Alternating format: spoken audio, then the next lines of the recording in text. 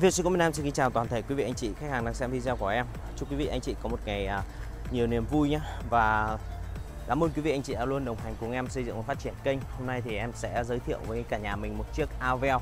Con này thì nó rất là hay bởi vì là lên được cực kỳ nhiều đồ rồi. Đấy. Này quý vị có thể thấy là em quay trước mặt ga lăng. Ở đây nó có một cái hệ thống đèn pha rất là sáng này. Đèn là đèn siêu sáng luôn. Chủ xe cũ thì đã độ cho nó là một cái hệ thống đèn bi xenon siêu sáng nhé quý vị anh chị. Đó. Con này thì đời 2015, đăng ký 16 và chất xe gia đình. Aveo bản số sàn, đăng kiểm đời tháng 6 năm 2022. Mới khám thôi. Và con này màu trắng nha quý vị anh chị. Tổng sơn si thì em đã dọn đẹp rồi. Lên toàn bộ về mưa này. Đó. Màn hình Android. Và cái điều mà mình sẽ ấn tượng hơn nó là lên được cái đèn nổ start top này. Đấy. Đèn nổ start top một chạm nha quý vị anh chị. Màn hình Android cỡ lớn. Ngoài ra thì phía bên trong nội thất của nó thì còn rất là đẹp luôn. Chất xe gia đình. Quý vị anh chị nhìn là sẽ thích thôi. Trước này thì em đang bán ra với giá là 245 triệu đồng nha quý vị anh chị. Tới xem xe trực tiếp tại Lê Hồng Phong, Dĩ An, Bình Dương. Nếu mà anh chị thiện chí thì em sẽ là có giá tốt nhất cho mình để mình dễ mua nhé. Dòng Aveo thì là một cái dòng xe giá rất là rẻ trong cái phân khúc hạng B, cho nên là cũng được nhiều người yêu chuộng. Và đặc biệt là cái form dáng của nó rất là đẹp. Còn đây là cái cam re phía sau này thì lên khá là nhiều đồ rồi, độ đẽo lên thì cũng rất là đẹp. Thích nhất là cái hệ thống đèn pha bi xenon và đèn nổ start top rất là tiện. Mình chỉ cần là mang cái chìa khóa lốc thôi. Còn một chìa thì cắm vào ổ khóa sẵn rồi, để chỉ đè thôi.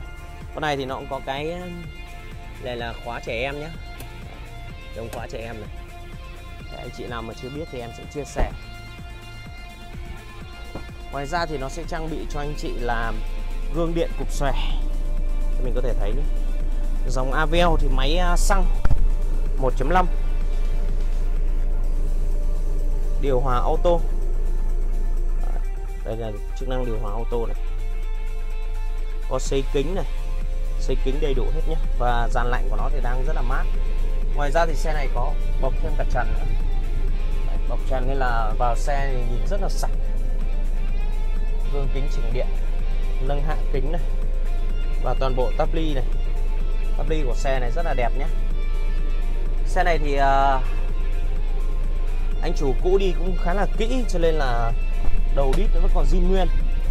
Ngoài ra thì xe không có đâm đụng, ngập nước gì. Bảo hành máy số cho quý vị anh chị là 5.000 km nhé. Đó. Cửa nẻo còn cực kỳ chắc chắn. Con này máy zin. Tầm 2015 thì phải đảm bảo cho quý vị anh chị là máy số phải còn zin. Tình trạng vỏ thì cũng còn rất là ok. Mua về thì không cần phải trang bị thay mới. Trang bị ABS nhé. ABS là cái hệ thống chống trơn trượt. Nó sẽ có giống cái nguyên lý của nó là bóp nhả. Đó. Tức là khi mình thắng lại thì giống như mình đi ấy, nó sẽ bóp nhả liên tục để tránh cái trường hợp mà mất kiểm soát vô lăng. Đấy, nên là khá là an toàn. Đấy, thông tin sơ bộ của chiếc xe này thì em cũng đã vừa cung cấp ở trong video. Thì cảm ơn quý vị anh chị đã dành thời gian để theo dõi hết video nhé. Nếu mà quý vị anh chị có thắc mắc gì thêm thì hãy vui lòng liên hệ trực tiếp với em qua số hotline là 0836 826 000 đến xem xe trực tiếp tại cơ sở cửa hàng Lê Hồng Phong, Dĩ An, Bình Dương. Đó. Và cảm ơn quý vị anh chị rất nhiều. Hẹn quý vị anh chị ở video tiếp theo.